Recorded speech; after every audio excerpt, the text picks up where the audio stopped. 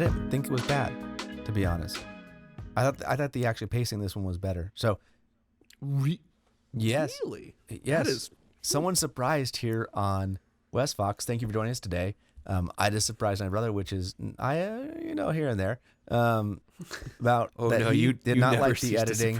He did not like the editing in second episode of Picard, and I didn't think it was that bad. There were some choices made. I feel like there was choices made. Maybe that's why I don't mind it. They did some stylistic choices, which they're a little jumpy, but they moved it along. Like, because this is a slow show. Like, that's one thing one of my notes, which isn't in my main notes, you'll see popping up here in a second, which is watching this episode, I went, oh, this is going to be a slow show.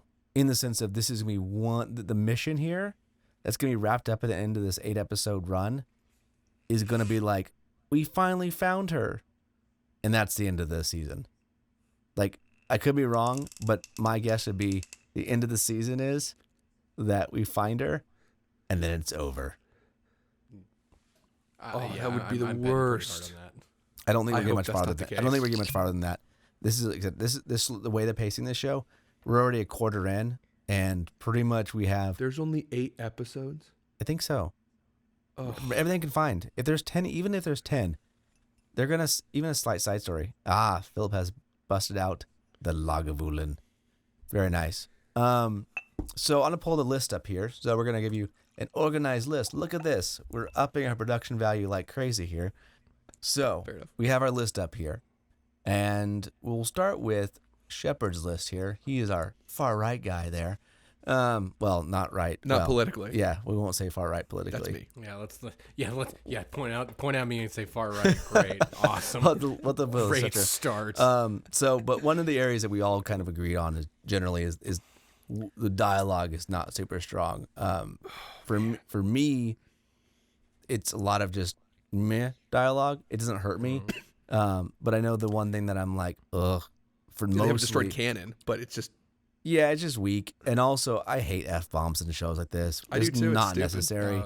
This is a PG-13 practically show, and they're just contrived. They're so forced. That was painfully contrived. I mean, you guys missed the first one. Oh, man. When the Romulan girl, she said it. And but yeah, no, I mean, at least she kind of said it under her breath type thing.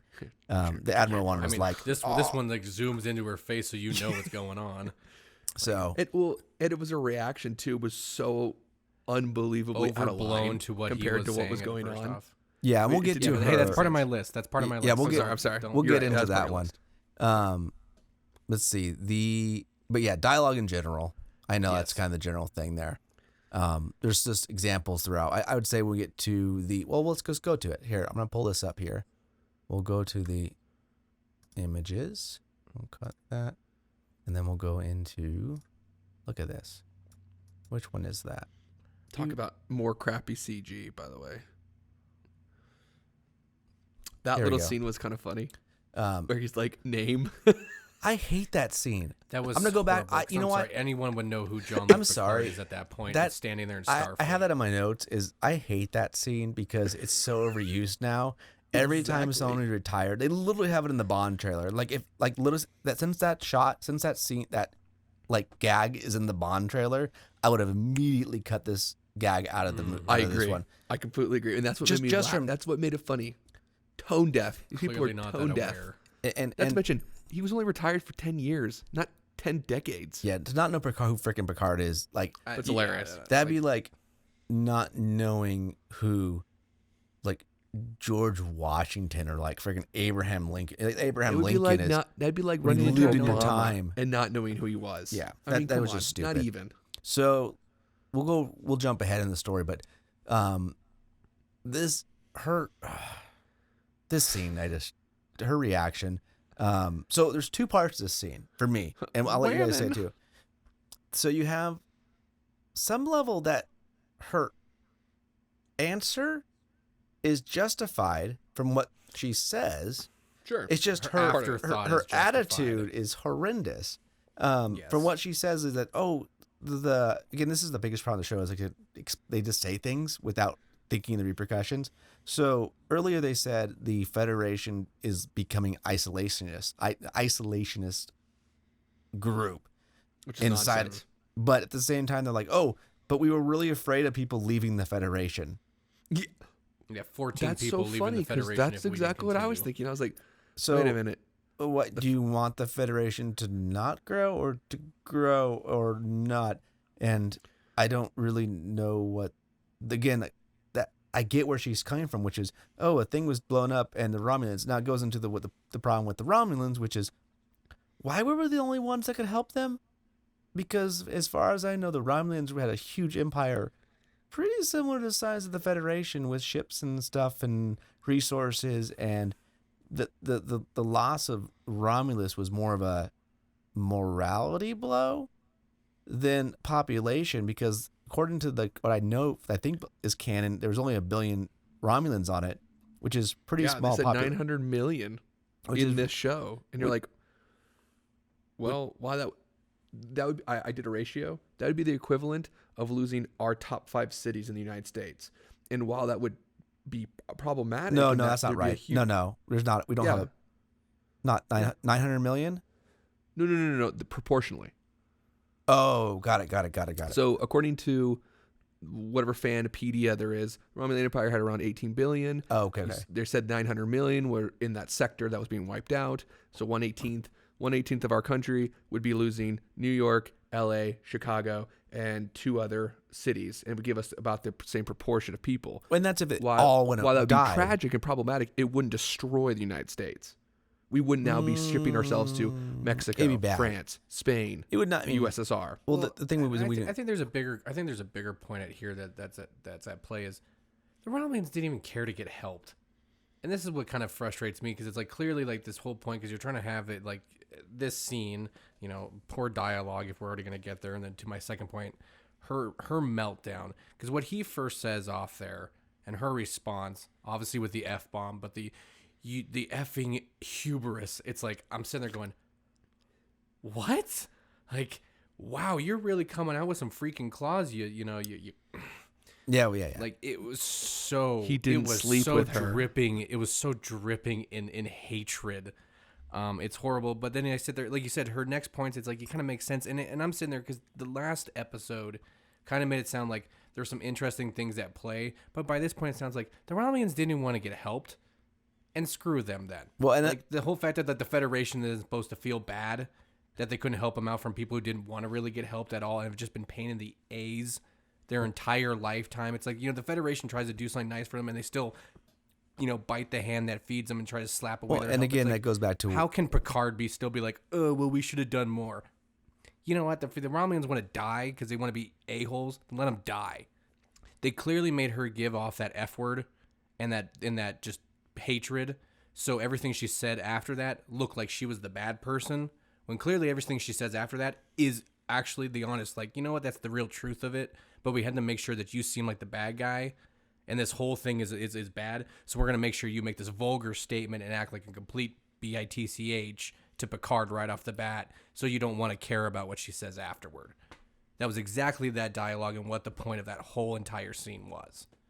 I completely agree. Yeah, I think so. Well, and again, it's the motivations there. So Starfleet bad. Look at reaction. Right. Yeah, well, exactly. Here, and we're gonna go. We'll go back to the beginning here of my screenshots here. So we have this opening shot here, which shows they were building a lot of ships, and not only were the ships being built, obviously there was a large number of ships built, and I mean, I can't count how many, but I would say at least over 100. So my question in general with the whole, so we talked about it when we were speculating. So when the rumors came out, we speculated that, okay, how would you transport 1 billion people? Let's just round it up. 1 billion people. How would you transport them? And what I mean is you 10 million ships is what they said, right? 10,000 ships. 10,000 ships. Okay. So with that number, it was like essentially they were planning on putting, I think it was 10,000 people. No, essentially it was like 50,000 people per ship. Maybe like 9. Here, let's do some calculations. Yeah. You can do it quickly there. So the thing that there's the number wise I don't get is if you have ships, this many ships, why would they not already be 90,000? Okay, so why would you not be transporting the people already? Like the moment every time a ship gets built, you're like warp over to Romulan space, and no, we only can do this once. Right, it's like a one time that Yeah, it's the one time massive save instead of we'll run out of sending fuel. ships out there. Yes, so for some reason we just had them all hanging out over Mars instead of going out and actually saving people's lives. And they have weapons, which would be a question of why do they have weapons if they're a peacekeeping thing, and they just had one or two main Federation ships going with, hey, we're taking 20 at once, and they're going to be, we don't care weapons, we're just trying to, it's a peacekeeping mission, we know what's happening, everyone knows it's gone, we don't need weapons, we have some basic shields for stuff, but we're not, this is speed and efficiency to build these things and move them. Absolutely. So we have these ships, and I don't really understand why they're just hanging out there. So that's the first problem. Is we now have excellent analysis. We have two things. We have Romulus going to blow up, and the Federation says we're going to build ships. We're going to build you 10,000 ships to move you. First of all, I think that number's stupid. I looked online and I was like, how many people were in skyscrapers and stuff? We know the spaceships are almost the size of the sky or bigger, in the same vein. And they were saying that like pretty much you could build a Borg cube and fit like 1 billion people in it. Those are like 10 miles by 10 miles by 10 miles. Those things are enormous. Yeah, but like, wouldn't it just be easier to build one giant cubey thing that you just massive like? Well, holder? I think you've nailed it. You would just need 1,000 ships transporting back and forth. Yeah, I mean, keep building. I mean, they should have been sending any merchant ship and any free vessel from the beginning before even building that. Like, and that's the example. Any free nation. Go out, get some people, drop them off at the nearest safe system, go and keep going. Just keep on going. We'll pay you. Let's go. And that's the example. The example from the Dunkirk example, which was anybody who was willing to transport Romulans should have been like, hey, again, plus the Romulan fleet, maybe the Klingons. I'm not sure where their relationships. I could be like, it sounded like they weren't on board. And I'm fine with that. The Klingons are and pretty. I can understand that. The Klingons are the Klingons, man. They do their own thing. So no you have one likes Romulans. So you have this thing going like, why is this going? So we have that screenshot now, because the first episode we didn't know what was happening. So I'm gonna go to the next one here, and so we have our shipyard. So this is 14 years ago. This is an important number because later on they have a screenshot of the Borg cube, and you calculate. It said approximately, I think it was 5,800 days. And you break that down, it's almost 16 years. So they had that cube 2 years before this happened, which is interesting to me. That is interesting. I don't know where that applies yet. Like, I don't know where. It's almost like it's the Romulans that intentionally made the synths kill everybody because there's this secret organization that hates synths for some dumb reason that's been around for 10,000 years. Yes. So there's our shipyards. Now, the pointy-eyed Illuminati. Now we have our synthetics here. And so what I don't understand in this scene here, this is like I said, this is when it starts breaking, like this backstory stuff gets complicated. Cool. This is your first moment of wonderful dialogue. So they made plastic people. Right. That'd funny. But the problem is, why are they not working all the time? Like, I understand that, but like data didn't recharge. Like if they had a recharge cycle, he did learn to sleep eventually. But let's say they had because he was 1 trying hour. To be human. But let's say they had a 1 hour thing. These synthetics should be working at all times. 24/7 basically. Yeah, and the area that is a weird thing that they're not addressing inside of it. This is where it gets complicated. Is the difference between a sentient thing and a gear. So just because they put a human face on these doesn't make them any different than the car if they're not designed to be anything beyond that. So the question is, if they're just you built all these androids to build stuff, they should only be smart enough to build stuff, and that was their only purpose. You're not creating them to think and have free will or be like the Doctor from Voyager or be like Data, which was designed to think and develop and become more. And so that doesn't make sense. Why parts basically? Why would you? Like I said, these are nothing more than when you see in present day, right? They're just robots with nice features. That's it. So I don't understand that. What do you mean by nice features? Well, I'm saying they're human they features. That line in the later kind of episode, like the later part of the dialogue, because they have that whole point where, first off, when F8 first walks in there, he's doing his whole like hell yeah, which I'm assuming he learned from the girl clearly because she says hell yeah afterwards, so that's supposed to be like, yeah, I agree with it. It was like a mimicking thing. But then the next moment when they makes the stick joke, he goes, I don't get it. So you're like, so to your point, are they things that can learn, or are they cars with faces? Right, and it seems like you played both of them there. He learns how to say hell yeah, but in the next moment he's like, I don't get your joke. And, you're like, that's where this just trying to be like funny to try to. Well, that's go back a send off to moment? Data, who didn't understand humor. Well, it's also a thing to be in the crappy dialogue here, which was part of this first one, which is ours, and the crappy editing and shooting and cutting and shaky cam and all the stuff that was nauseating. Well, this is this moment. It's bad bigotry. It's trying to be bigoted, right? But the reality, But the reality, hear you, so it doesn't matter. He's just the difference of that is when you were dealing with like a Data, right? When Riker, literally the first episode of the Next Generation, had Riker going, I'm not sure if I want to have an android. My commander. Yeah, like his would be, I think, one below him, right? I think he was one below, one or two below. Commander. Yeah. So that was understandable because he's like, we've never had a android in Starfleet before. And obviously through the time of knowing him and building that thing, he grew to highly respect Data and be friends with him. Absolutely. But to put them in a situation where we have these guys working, you're like, are they supposed to be people, or again, are they gears in a machine? Now, obviously, it turns into a philosophy question of, is everyone gears in a machine? That's a fair question. But the thing that comes into is, so they've been building ships now, and they're on ship, number 2,000, it looks like, or 300. And every day they're like, 9,999, almost done. Oh, they got blown up. Yeah, and everyone's like walking around here and they're like, all those stupid synthetic guys. And you're like, you would think they'd be great because they're doing all the physical labor. Like, why? You would assume so.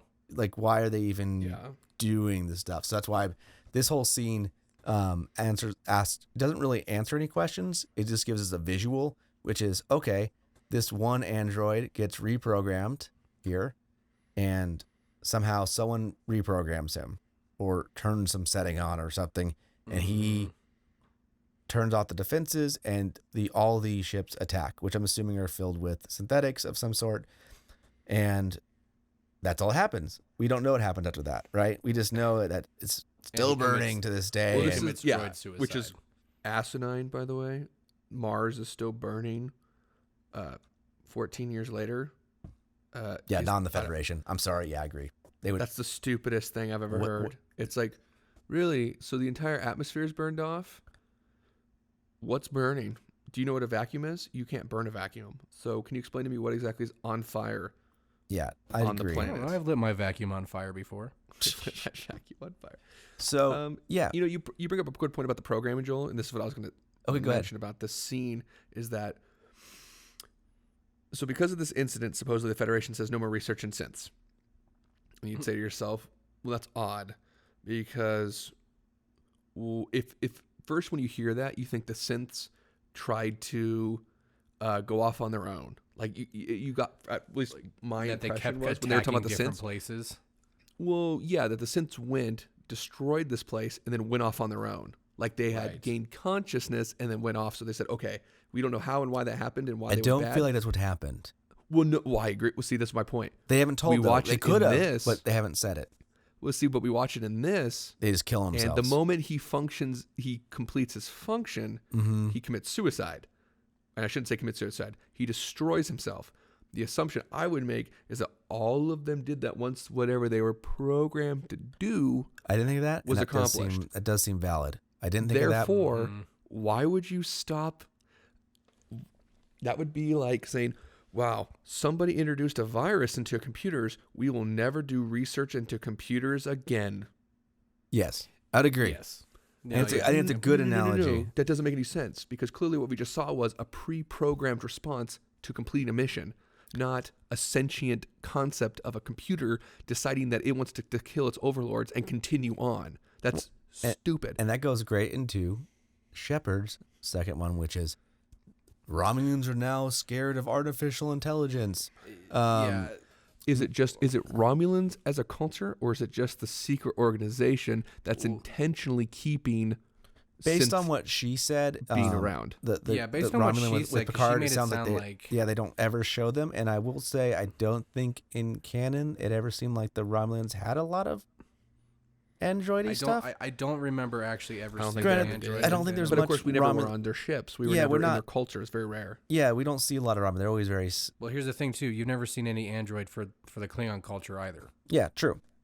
Well, that's because the Federation you've never gotten the CD does that thing. But the question is, okay, so that's why the years are important. So 2 years prior to this, Romulans were dealing with the Borg cube, doing something interesting there. Their planet goes supernova, and for some reason, something wipes out, or reprograms these droids and wipes out the rescue party.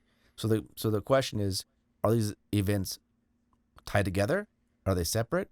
Or is the same group participating in these events?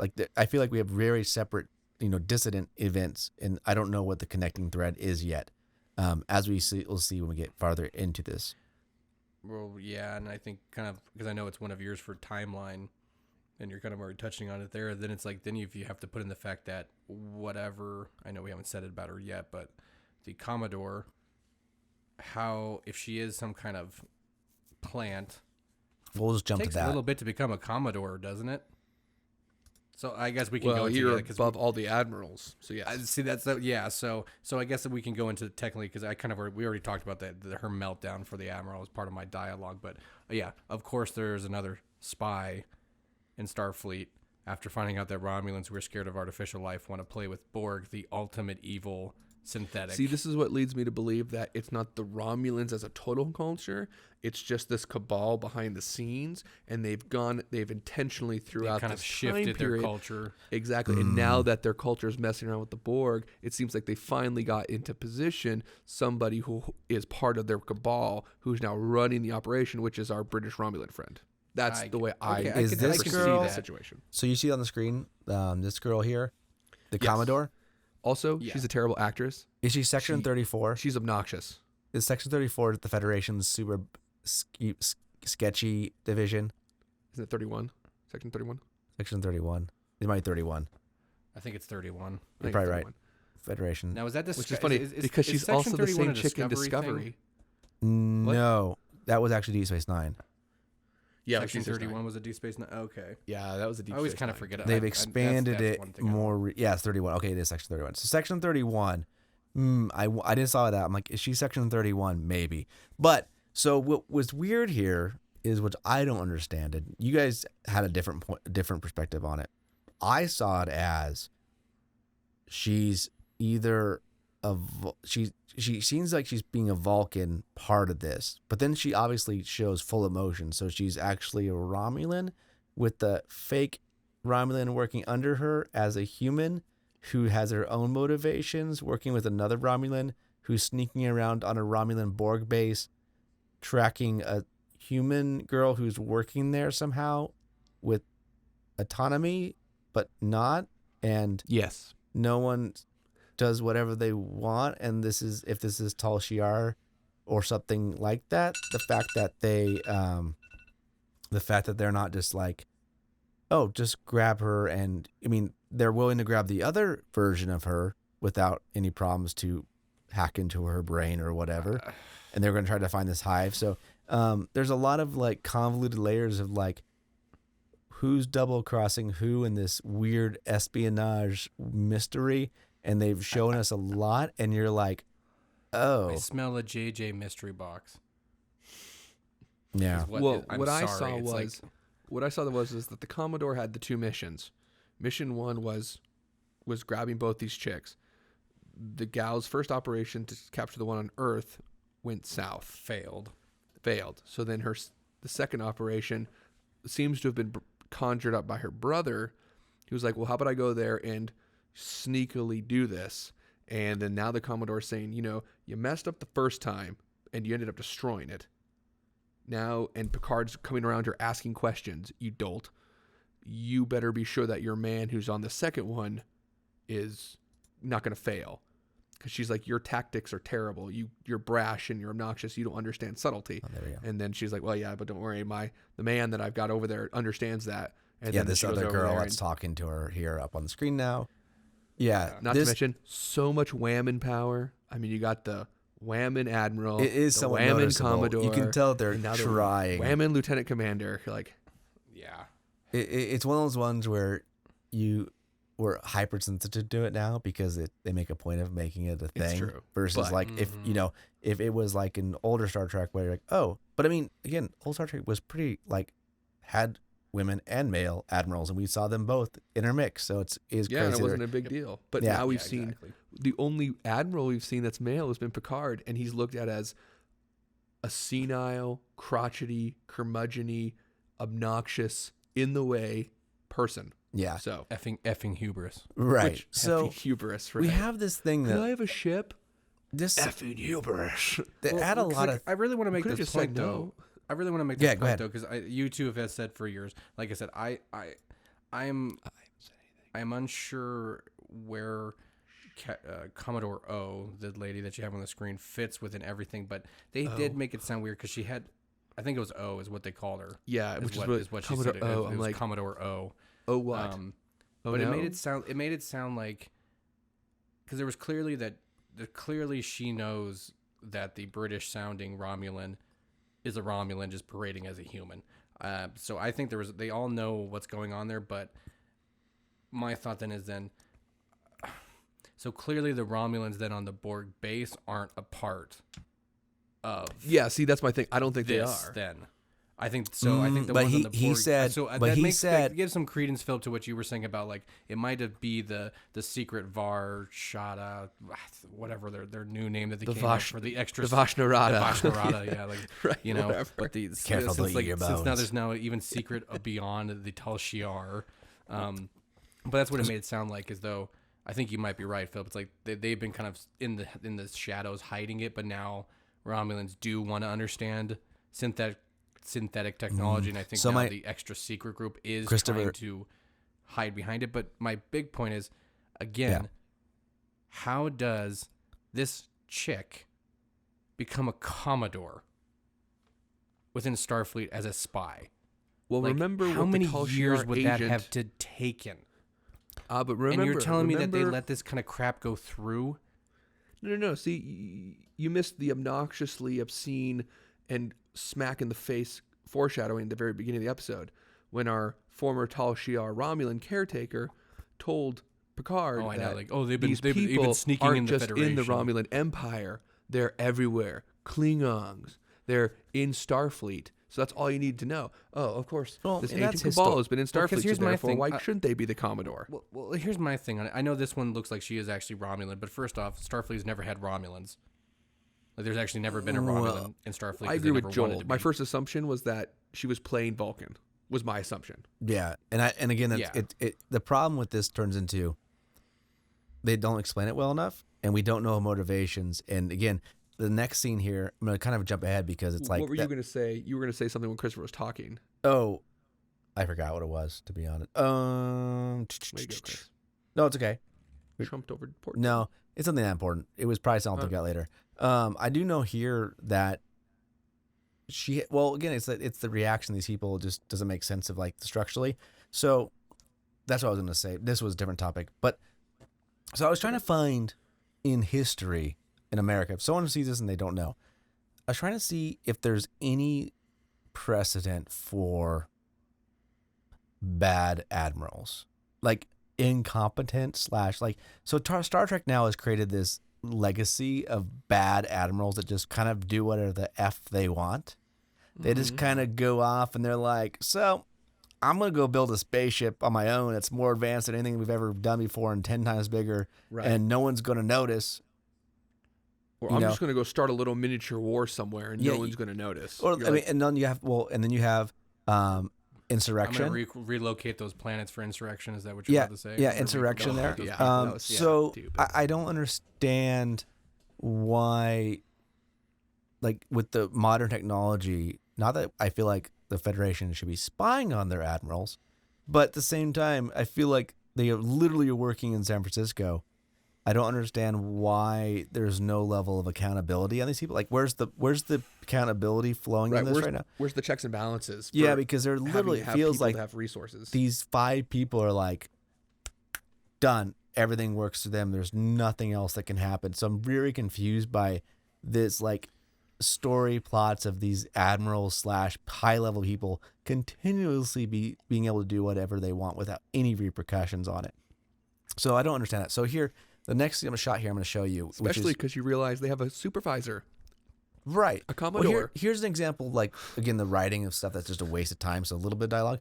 So up here is the shot where, let's see if I can zoom this one in here. Ready? We'll zoom that in. Also, I didn't see the blaster fire that she was looking at either. So it's this little, oh, you can't see it really. Let me see if I can even zoom more. She's ready? Like, do you see that? And zoom and enhance. Right, ready? I was like, I don't even see it. Enhance. What are you talking about? Oh my gosh, you have zoom and enhance power. Zoom and enhance. Oh, I That's just legit. missed it. So essentially, CinemaSins is going to be so jealous. Right? Zoom and enhance. But see right there, where she's pointing, like there's the orangey kind of glow on the metal there. Yeah, barely. I mean, it's barely, but it doesn't mean anything to me. Yeah. Well, obviously, it didn't mean anything else either. But my question is, in the 20 in this timeline, why would they not just have taken holographic footage and replaced it with what they wanted to show? So when it went in there by hand removing it, like, wait, why didn't you guys mean like just like had like a holodeck film the same sucker and just be holodeck film camera this footage? Oh, Picard was knocked. Yeah, I don't understand why they like have this like fake footage that's been adjusted. They're like, oh, because they forgot about holodecks apparently until they need them to be for the plot. Obviously, that's what I mean. Yeah, like holodecks, because they're not one of the most like legitimately powerful pieces of technology in like. Holodecks in our world would destroy the world. Like if you make sure you're talking to the mic, Phil. If you created holodecks right now, like literally civilization would stop working. Like if I said, "Hey, there's this thing called a holodeck that's literally, let's say, Voyager level," who would ever not be in one?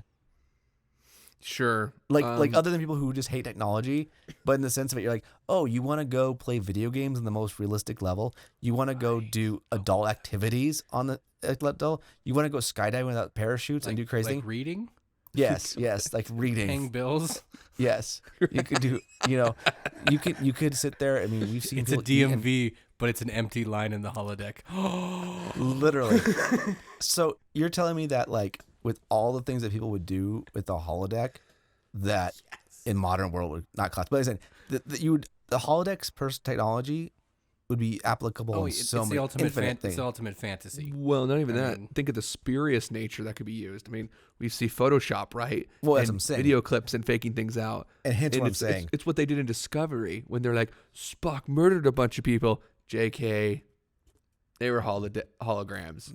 And you're like, wait a minute, holograms in that century? You guys are tools. Well, and exactly. And that's what I'm saying is that technology is so that you'd be like, well, why would you not just use, even if it's, anyway, that's the silly thing. I completely agree. So let's see if they're missing any points here. So I know we're jumping around a little bit. Shepherds, of course, there's a spy in Starfleet. Yes. Agreed with that. That's just a sigh thing. It's almost okay. 24 CTU. You people suck. Yeah, it's kind of one of those ones where it's like, oh, of course, because I just have so many reasons why I'd have that a problem. Either if she is pretending to be a Vulcan, like I said, first off, there hasn't been any Romulans in Starfleet because Romulans never wanted to be in Starfleet. Now they have never allow him either. Who's a Commodore 14 years later after the whole place blows up, even though they're a bunch of a-holes. 10 years. 10 years. So it's like I don't understand where it's like where there was that change where Romulan even became friends to Starfleet to be able to be a Commodore. So I'm already calling that out. But secondly, if she's pretending to be a Vulcan, they have bioscanners, which we're gonna know a difference between a freaking Vulcan and a Romulan. So you can't, even for the English chick who's pretending to be human, I don't care if you cut off the tops of your pointy ears, the bioscanners know what they are. Well, they also have telepaths. Did they just forget that they have bioscanners? Actually, don't. Or they're scrubbing the bioscanners as well. According to TNG, they can't differentiate between Romulan and Vulcan. Yeah, it's which remember when they were in the transporter and they couldn't differentiate. Yeah. Now I agree. 30 years later, they should have fixed that.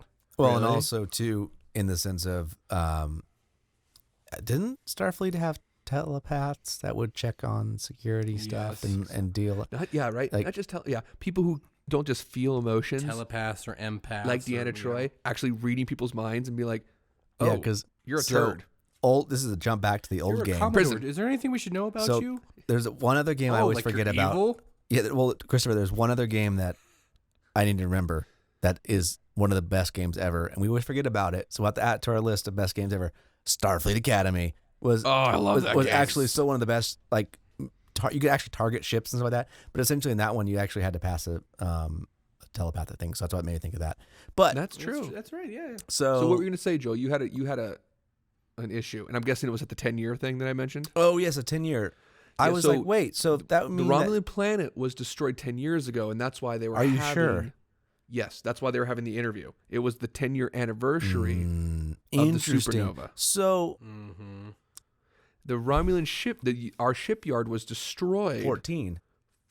So 4 years prior that happening. See, this is what means again. It's stupid because. Again, it's stupid. We still have another 4 years before it happens, and they're not shipping people off. And then we had to rebuild the entire ship thing when we could have been just shipping people off. Yeah, I mean, that's how stupid that is. And at that point, then those 14 other nations within the Federation said, we're done helping. We don't want to help the Romulans now. Just it's funny. They said there was they said, what, BS? 100 or something like that. I mean, how many people were in this Federation? They said hundreds. It's hundreds of planets in different cultures, I thought. So yeah, then they have 14 who don't want to go there, and they're like, well, that's more important than saving the a-holes who try to kill us all the time, the Romulans. It's one of those ones that when you fall into the political realm, it starts to get kind of, you do hit gray areas that are kind of ugly. But again, the question wasn't, where I'm struggling is, did everyone on the Romulus die then? Like, did it not save their own people? Anybody just did they? It's not like they're like, like it'd be weird. Like they could have done things. Here, I'm just gonna give an example. So there's this thing in Star Trek called the Omega particle, and when that particle goes off, it knocks out light speed for like a whole parsec. Yes. So they made one of those near Romulus, so there's no warp drive, and now we're trying to figure a way to save them. The only way to do it is through this special way and stuff, and we can only save a couple people or something, or we can't get to them, and we have to build this. So it can only be impulse, which obviously we have to build this really would be a huge problem, right? Yeah, well, you could never do it by impulse because even if it's 2 light years across, it would take you 2 years to get there. So yeah, I'm just throwing like that's my point. Yeah. So my point, and that's if you're going at the speed of light, let alone half of it. So it'd be even. I think impulse maxes out at half the speed of light. Of course, that creates a whole issue with time dilation when you're approaching light. Now I get it. It's not really a Star Trek-y thing dealing with that. That's why Stargate is brilliant. But that's not something they've ever wanted to deal with in Star Trek when they're talking about impulse. Right. Yeah. So that's what I mean, and that's the sense of like, in this world, in the what I've seen so far in this story, almost no one should have died on Romulus, as far as I can tell. Even without the Federation's help. If we knew that so far that we were building ships ahead of time, that it was 4 years out when they were attacked, like I said, I'm confused on the motivations because it doesn't make sense again. It's because the supernova came 1 year earlier than they expected, which again still doesn't make any sense because then how can you blame the Federation? You would taking everyone. They're not going to know, and then you guys weren't already shipping people off your planet. Yeah, the planet Federation should know because Spock went back in time and told you all. Yeah, so I'm still not playing that have game. that in there. We're not playing that Prime Kelvin game in this chat. But guess what it is? It's part of what they're trying to say. So, unless they're going to come back and say that Spock did not go back in time. I'm trying to see on the... I liked your temporal prime directive excuse. That was perfect. Yeah, you know that's gonna, they would do that that's too. going to be excused if anyone ever gets any push. That will be totally. the excuse. Well, why didn't Spock tell anybody that Mars was blown up? And just like he forgot he had a sister. That was a stepsister. He also forgot that it was going to blow up. So is there anything... He's like, screw you guys. You guys let Khan come back and kill a bunch of people. We'll bring it back together, guys. Christopher, hush up. Is there anything else specifically on your lists that I missed that we kind of... I know we hit some of the stuff, but I want to go too long. I know the TR shocking part. The T. I know we talked about the dialogue thing. Like I said, the tall Shi'ar watching over Picard from a remnant of the Romulans, I mentioned this previously, is like the equivalent of having the KGB being the Secret Service for Ronald Reagan post-fall of the Soviet Union. It just doesn't make any sense. Yeah, supposedly it's gained. Well, supposedly it was explained. I'm the Federation, and I still have the mindset that the Romulans were the enemy, but I'm going to let their elite CIA have access to an admiral. And even though he's been retired for 10 years, you're telling me he wouldn't have information, knowledge, and understanding of technology that could be vital if they wanted to, I don't know, subvert whatever the rest of the Federation is, even with how little resources they have? Of course not. You would never do that. That's nonsense. It's absolute nonsense. Well, that's like my biggest problem. It's like where somehow now like the Romulans and the Federation have this coziness that you can have all these Romulans in random places of power or around on Earth. Yeah, like that just does not. I don't make disagree. Sense to the Again, culture it doesn't. and the universe. Not to mention, like, number Romulans two, would not just be somehow just because their planet nobody blew up. debriefed these Tal Shiar agents to learn about this secondary secret group. I mean, really? Boogeyman. Oh, they wouldn't do it. Yeah, Tal Shiar Boogeyman. Are you kidding me? Because if I was I'm a Starfleet operative, and I work at the same level as the Tal Shiar. And then they tell me, well, you're asking everything about Romulus because you didn't know, right? They were this secret group of people. We still didn't really know a lot about them. Nemesis, 20 years ago, we didn't know anything about them. The whole Riemann thing was like, oh, who are these Riemanns? So now you're telling me you're sitting across a group of these guys, and when you start having conversations, you don't say, so what other secret information cabals blah, blah, blah, blah, did you guys know about having? They're like, well, we did have this one thing. We called it the Boogeyman. It's about a secret cabal that's actually in all the different places, both the Klingons, the Romulans, even the Borg, and the Starfleet that actually controls everything because they're super, super afraid of the synth. And then you'd say to yourself, really? Huh. Our synths went crazy on Mars. I wonder if there's a connection. I mean, yeah, no, I get it, and it's just stupid. Yeah, so I agree with Christopher's last one, Shepard. A lot of exposition. Yep. Oh yeah. We both agree the Illuminati, the synthetic issue, the directing and editing. It all kind of leads into one of my last ones, which is kind of where we'll kind of hit the last bit there, which is. There's a lot, obviously, you can dissect these pieces a lot. But the real question starts to turn into is, what are the stakes that we have going on, right? Like, what is Picard fighting for? Like, on an emotional level, he's, my best friend has a daughter, or, that kind of thing. But kind of someone created a version of a data clone type thing. Let's just make it, let's make it the highest level. It's a data clone based on him, so he cares. So like for his friend, right? Because in a world it'd be like, oh, you'd be like, if you guys had a kid, and then I learned that you guys died, or you died, and then I found you had a kid. Well, I'm trying to make, and then I found, oh, you had a kid. I didn't know about. Oh, one of them died in front of me. Now I'm trying to find the other twin that you guys had. Sure. I feel like that's how he views it. Clearly, yes. It's a little contrived, but I'm okay with that in the sense of like. As a person, that family group was very strong, so I'm okay with that. But what are the stakes for the Federation at this point? Like, I don't understand. We have the Romulans doing their little Borgy thing over there. Well, again, we know don't mess with the Borg. So, are they going to create a giant new threat? Probably. Are they they taking these pieces off it? Why is this girl helping them that's somehow tied to the Federation? What is the what is the goals of these people sneaking around? Like, why, and, you asked in one of your points, which is why this new, like, why the fear of the synthetics thing is just like, so the Romulans were scared of synthetics, the humans were scared of synthetics, and the girl, the Romulan Tal Shiar lady with Picard, she said, oh, the secret makes you go mad. And I'm like, well, we don't know what the secret is. And so unless that ever gets revealed, if that was just a line of like, oh, there's a scary story, I'm really not sure. The Romulans created the Borg. That's the mind-blowing, maddening secret. The Romulans, since they're such an ancient culture, they created synths, and they created the Borg. No. That's the secret. That would blow your mind. The first original people were called the Nameless. So stupid. Like, if that's happened, it's stupid. I'll be so pissed. They call them Nameless because they weren't real. I mean, that's just... Like, they just input it in there so that the girl could be offended. Why do you call them Nameless? Yeah. It's because they don't have a name, idiot. Duh. Yeah, and also like you're ripping their bodies apart for pieces. Like I don't know. Yeah. Yeah, I'm not sure what that's all about either. Are they dead? Are the Borg still alive? Or are they dead? They're alive. I know they're still. They seem like they're still alive. Yeah, so that's what I was curious about. I think they're alive because I'm pretty sure that was why the badge there.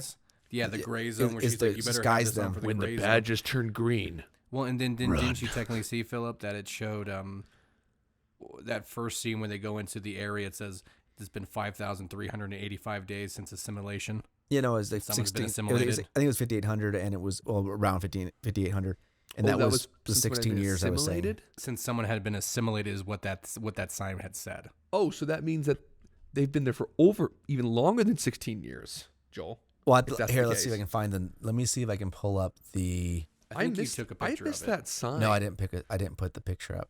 Oh, I must have been like gouging my eyes out from the stupid when that sign came up. Because you already had that really weird part of like then the friend, like the girl walking up to the new chick who's like, "Oh, you don't know how to put on your apron properly. Let me help you." Yeah, I saw that. Like, oh, and I actually thought they were gonna start making out because I kind of did really too. Got touchy feely. Like it's like, really, this is a grown up who doesn't know how to button a shirt? Are you kidding me? It did have that feeling of like a toddler. I'd actually call it more of a toddler feel. Of like it was weird. Like 2-year-olds going, "Oh my god, look at my thing buttons," and you're like, "Oh, okay." We already know that the doctor's kind of a whore because she just slept with someone that she met yesterday, or I start within like 12 hours, and then she's like, "Hey, can we like talk about important things like who we are and what you're interested in and what we do?" It was obviously he's like it did feel very like intimate in the sense of like a long term. Here's the thing. I think it was still bad dialogue, but I did laugh to the point where he's like, "Can you keep a secret?" So she's 5,000. Like, so can I. So can I. So 5,843 days without an assimilation. All right, so we'll assume Earth years. Yes, we can assume Earth days because everyone uses Earth days. If someone starts doing like, "Oh, they're actually Romulan days, which are longer or shorter," so that'd be something dumb. So that's 16 years. That's what I'm saying. Yeah, that's what I was using my numbers. Okay, so that's just since assimilation. It's almost exactly 16. Actually, what's interesting, it's on the dot. It's like 16.008. So that's literally on the dot of 16 years. Interesting. I don't know if that's just someone had. Wait, what was 16 years ago for actual Star Trek? Was that like the end of Deep Space Nine? Was that the end of Voyager? No, Voyager was recently within 10 years or so, right? No, I don't know when that. No, I was thinking more like when was 16 years to be? That would have been before. That was before the. That was still after. That was still after Nemesis by quite a time. Yes. No, because I think Nemesis is 20 years altogether. Yeah, that's what I was saying. Yeah, so it's still a couple years before that. So it's 4 years after. Even that was before First Contact. I mean, that's almost. This was not a first contact. Borg cube. It could be a Voyager. Knocking out the Unimatrix 001 cube. The one that they shoot out of. No, not when they shoot out of it. Just one out doing whatever. They came out of a sphere in that one, I thought, didn't they? They did. Yeah, they blew it up. Yeah. I just mean like a general cube out doing something. Like, because there's cubes all across the galaxy. The last Voyager was in 2001. No, you got to look at not Voyager, our timeline. You got to look at when did Voyager get home? In Star Trek 46 or like that. Oh, not 23. Yeah, but see, they're throwing in numbers that have to do more with our timeline. No, I don't. I mean, they could be. My point is saying, could this have been the same? Because 16 years been to that. Because I don't know. Because Voyager would turn after First Contact, after Nemesis. I think after Nemesis. No, before Nemesis. No, it's before Nemesis. Because she's Janeway had a cameo. Janeway, yeah, she's actually in a cameo. She had a cameo. Yeah, that's right. Yeah. So, which still doesn't make sense because the whole Nemesis issue was 20 years over. Because Picard even says that was over 20 years ago when Data was killed. I lost Data over 20 years ago. Yeah, so we'll have to look at those numbers later because those start getting confusing. I have to find actual unless they've been using very sources. Vague numbers for themselves to say, it was like 20 years ago, but they're like, oops, just kidding. It wasn't. Yeah, so here's my thing. Ago. 20 years ago, I'd be okay with like, it's over 20. I mean, it starts getting. Well, see, here's what gives me that. I think what they're trying to build on the whole, like I said, anti-synth thing is that here the Romulans find a cube. Let's say at the very minimum they're working on it for 16 years. So this shadow group, who clearly doesn't really care about Romulans necessarily, but they're just purely trying to stop synths, and that's why they're in control of everything, and they have the little Illuminati cabal over everything, go out of their way to have the synths attack the Federation, so that the Federation will not go help the Romulans, so that they're probably hoping that the resources would be better used, so that it wouldn't continue working on the cube, which their little chess match clearly didn't work, like our Romulan Commodore says. What was it? Unexpected is not a word in our work. I mean, exactly. Dumb dialogue like that. Unexpected is not a word. That's in our work. I don't like unexpected. It's like, frack. Welcome to life, okay? Well, then you guys have no tactical sense to not expect the unexpected. Or to understand that your first plan might not work in the battlefield. Yeah, who do you think you are, Trump? There's no 4D chess here. You settle down. So the one thing I do know, I can tell you that I was right on in our predictions, in brotherly predictions, which is, the main, we still have not, they teased the Jerry Ryan cameo. They teased all these cameos. We're in episode 2 and they have not even come close to these guys. Like, Riker's showing up. Like they teased that even. Troy showing up. But yeah, now it seems like when. Because it didn't look like the next trailer still had them showing up. So I also liked that. That's what's funny. The trailer from I thought the trailer from the other one was kind of like showed Diana Troy and Riker, but then it didn't actually have anything within them. So I find that really funny. So maybe they will be in the next episode. I think even though the trailer doesn't show anything about precasts. I think those precasts that they have to end the episodes aren't just showing the most coming up episode. I've noticed that they're showing more than the coming up episode. Another thing I thought was funny about this last one, when he goes, "Why don't you just bring the crew back together?" Worf, LaForge, Riker. He's like, "I know that they would come in a moment's notice, but I don't want to drag them into this." And really, what happened was Patrick Stewart said, "I don't like those guys, and I don't want them in my show." So no, I don't. I mean, I wouldn't know if they say like exactly that, but I looked over at Candace when that happened. I said, "Oh, so that's their way of saying how they're not going to bring in those characters." Yes. No, at the same time, that was the throwaway line of going, "I don't want to drag them in." I don't want to drag my best friends into it because they would jump on in a heartbeat. So I want to get people who don't trust me. Right. I'm going to have to earn their trust. Well, here's the thing, Christopher, is like in the sense of what it is, what they're doing, I kind of get it. But yeah, I get what you're saying. So because there's a point where you're like, oh, it'd be nice to have everyone together because it'd be funner. But on the sense of what he said, though, at least they worded that statement together in a way that I did feel like valid. Like the statement itself, which is saying, "Hey, I don't want to f up. I don't want to f up all their lives," is fine. Now, granted, are they just going to rip off, a Voyage Home type thing? Yes. Yeah. Well, see, here's the thing. You say that, Joel, right? I don't want to ruin their careers and do this, and yet he is so emotionally devoted to finding Data's daughter that he wept and cried about the first one, a girl he had just met within the last 12 hours. Wouldn't you think that if this woman was so important to find Data, that he would at least give his crew the opportunity to know why and have the option to do it? Because I'm trying to find Data's daughter, which could be the key to everything. That would be a little selfish to me, actually. Well, I see that was my thought on it. That's perspective. That's definitely a perspective. Data's not just Picard's friend. So if you're going to say that there's this lineage, the rest of the Enterprise family would probably want to be a part of that same thing. That's a lie. How could you say that? Picard clearly loved Data more than everybody else, even LaForge. How dare you? LaForge had some interesting romantic entanglements. So, he might have been like, you know what? Data's daughter, free game.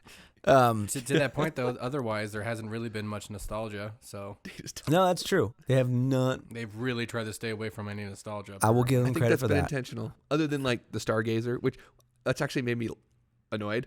I'm thinking you walk into the archives and they hide the Enterprise E in a dark corner, but they put the Stargazer in center field. I'm like, I found that odd because they've done that twice. That's because they don't want to. Because obviously the first episode, I told Joel in the episode, I'm like, it's weird that they go to the Enterprise D as kind of like the ship. I know it might be more of the skips home, from the kind of A. like the it skips not even from the A. It skips from the original series directly to the D. Not even no. refit, I'm not talking. Excelsior, I'm C, talking about. I'm D. just talking about the first episode though, Phil. Just like at the beginning of like when they go in the 10 forward, because I just remember. Going, it's really weird going to D. But I had the same thing when they go the TOS Enterprise when they go to the D. I'm like, why? I'm like, there was. I said the same thing to Candace. I'm like, well, that's funny. You just went from the TOS Enterprise to the D. I'm like, there was the retrofit, the B, the C, the D, and then I'm like, then why won't you go to the E, which was the most recent? It's because one? Paramount owns the refit and B and C.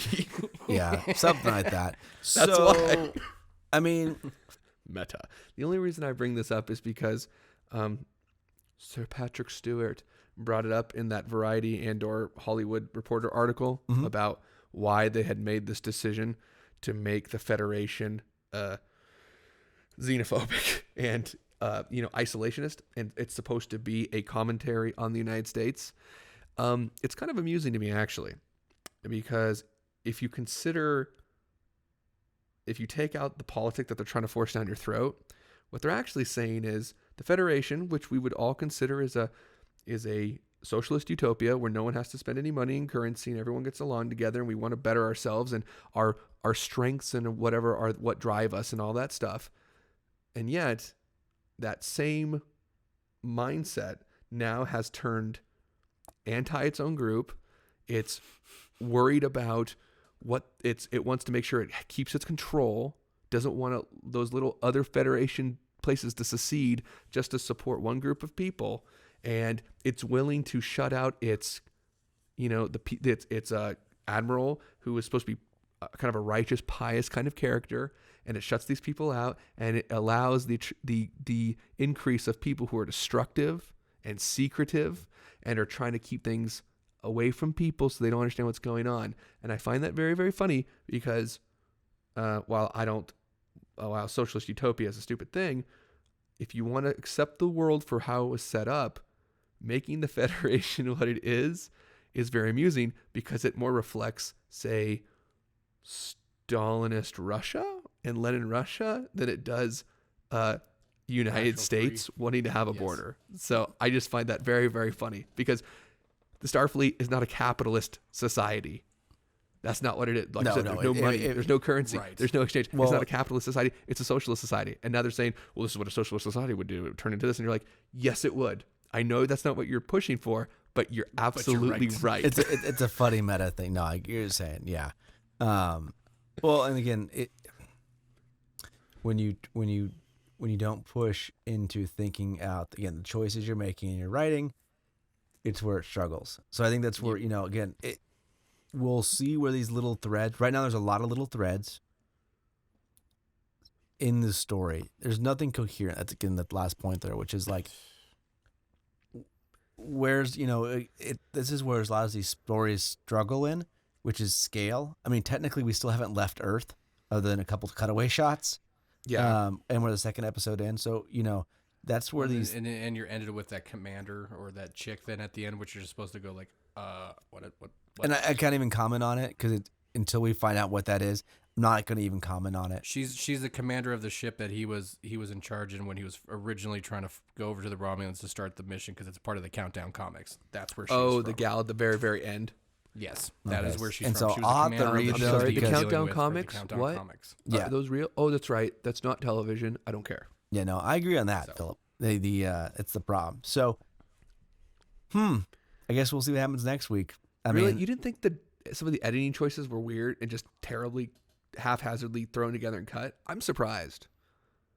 I mean, it's one of those ones where I feel like if anything, the show's pacing is slower. I felt that it almost is one of those ones where this show went the opposite direction of The Rise of Skywalker. The Rise of Skywalker was cut haphazardly. You don't feel that in this one. The little like investigator scene I felt was very, if anything, I'd say it's a abstract choice, in the sense of the editing side, like having them do two different things at once, mixing together. And I think that was just to combine the pacing of it, which to be honest, it was such a contrived scene in the sense that it was. I'm okay with that because nothing was said that matters per se. So it's almost like we did stuff, things happened, we figured this out. Okay. We just know in the end, the whole goal that that whole scene, which was luckily was a short scene. I mean, that's why I say like it didn't really bug me. Didn't It's feel It felt like it. 5 minutes. It's like a 3-minute, It felt 4-minute like it went on scene, forever. and all they Felt like just it got. was longer than a Herman Melville book. No, it's not that long. The exposition But- in this is but- ridiculous. Let's get to 83 pages, and then we'll have a 100-page book, and we finally got to the end of the exposition. And that is why he liked that shoe. Let me discuss why he liked the second Right. shoe. So that's how we figured out she was off-world. Again, these That are was also stupid. slow-moving episodes. Like I said, this is not a fast show. Like, Of course, she's off-world. Well, that mean, didn't make how so dumb. sense. Like, it made it sound so important. Well, not only that, sounds like complicated. You're like, yeah. really? That doesn't be complicated. Wouldn't I be able to look up area code? I mean, you'd still need to have coding for whatever contact information you were trying to find a different place. And if there's so many different places in the Federation, wouldn't you expect it would actually be not on Earth and it would be in any of the hundreds of other planets? That was exactly my thought. I just Yeah, like I would just agree with because that. they're sisters, just because they're twin sisters, they're both going to be on Earth in the Federation. Like they're like, she's not on Earth. Like it's some yeah. confusing thing. Like, are you telling me the universe doesn't comprise of just Earth for the Federation? Well, that's like saying, No, oh, it because we're doesn't. brothers, we're going to live in the same city in the United States. Exactly. And Yeah, every single one of us lives in a different city. yeah. Well, and again, that's really in the writing lets it down. So, I mean, we'll see what happens. The nice thing, there's one bright spot about a show that's only 8 or 10 episodes long. Again, Bing Crosby singing Blue Skies in the beginning. No, it's just short. We don't have to suffer through it in the end. They're either going to finish this or not. It's not 25 episodes of filler. Like the filler we're getting is because they just are slow paced episodes. We're not getting filler in the sense of this doesn't apply to the story. At least so far. I could be wrong later on. Well, see, that's the other thing I don't understand. Why make short episodes and not have them be fast paced if you're only going to have 8?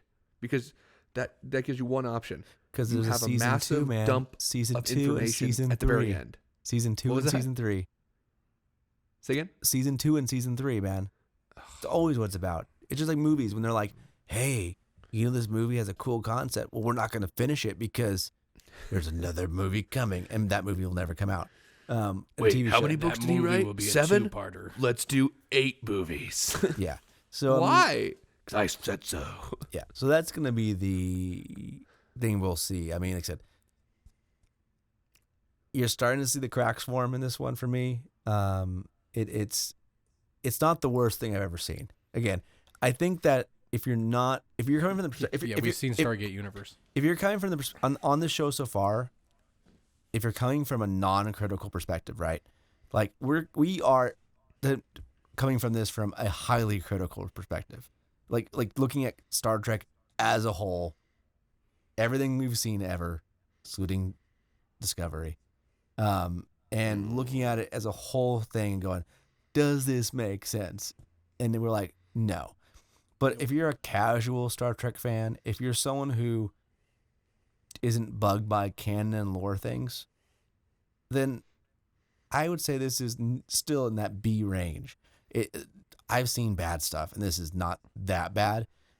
It's watchable. Like this is watchable. Like again, you look at something like the Rise of Skywalker. That is almost an unwatchable movie. Like the only reason it's watchable is because you're in a theater, and it's one movie. Yeah, but in the sense of like if that was a TV show, it would be so scattered. Yeah, people would turn it off. So as a show so far, this one is definitely watchable, and your enjoyment's going to come into your level of caring in the franchise. Yeah, there's some politics in it, and choices that are made that are like, but it's also not as ground down your throat as things that we've seen. I mean, when you compare this to like Doctor Who and the choices they've made in that franchise, and not even the recent stuff. I mean, some of the Capaldi, Even the end of Matt Smith. Yeah, I would say Capaldi episodes specifically. I mean, you have things like Kill the Moon that is honestly far worse than. Yeah, so in the sense of where shows can go in the space, in the sense of editing and writing, this is superior to things like that. Like I would say, Picard is better than the last 2 seasons of Doctor Who for sure. Well, I would say actually, it's better than the last 4 seasons of Doctor Who, including the current one, because there was almost nothing good in those ones. Unfortunately, it sucked because it was one of my favorite. Doctor Who's still one of my favorite all-time sci-fi shows, seasons 1 through 7.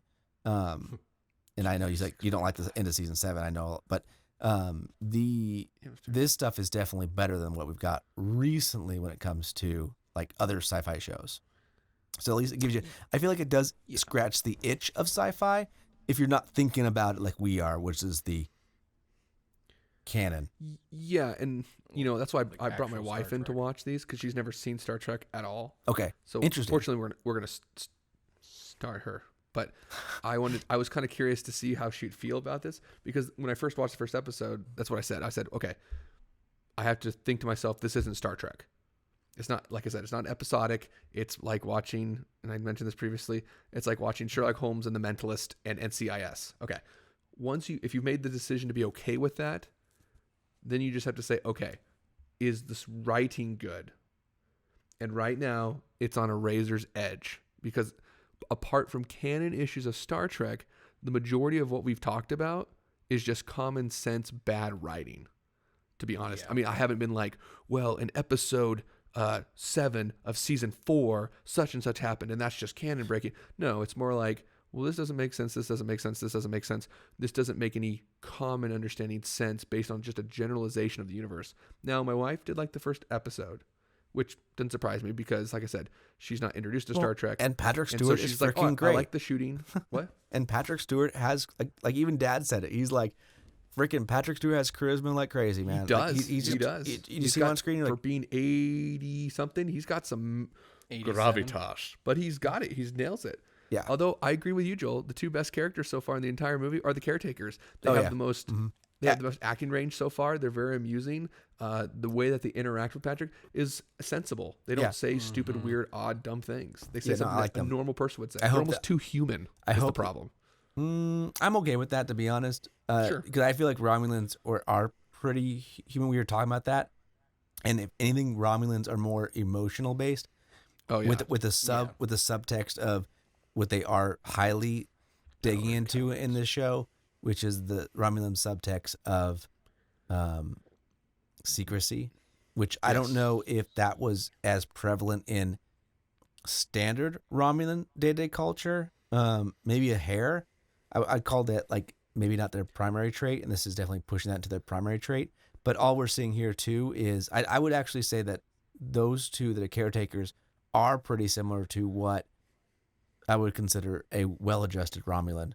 And those guys were designed to be Tal Shiar, so they were designed to be well-adjused on a certain level in a weird way. Yeah, kind of like Natasha Yar's daughter. Clone daughter? No, she wasn't a clone daughter. It was her real daughter. It was. Right. She went on the Enterprise C in the alternate universe, got captured by the Romulans, made babies, and then her daughter becomes in the Tal Shiar as Natasha Yar, but played by the same actress. Yeah. Right. So, yeah, I mean, that's the thing. What did you think of the second episode? As a whole? Yeah. Oh, no, I mean, just like, one word. I think the first episode was better.